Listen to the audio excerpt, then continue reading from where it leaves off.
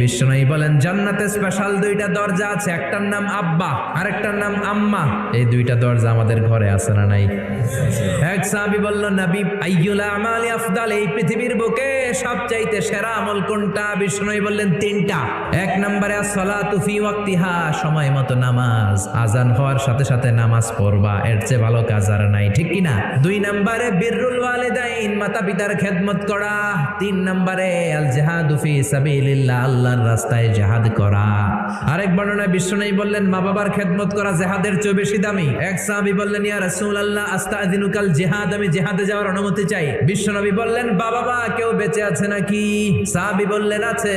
বিশ্বনবী বললেন, যাও ঘরে ফিরে যাও, ফাফিহিমা ফাজাহিদ, বাবা মার খেদমত করো, বাবা মার খেদমত করলে ঘরে বসেই জিহাদের সওয়াব পাবা। কি নেয়ামত চিনি না আমরা, বুঝি না, যতদিন থাকে ততদিন বুঝি না।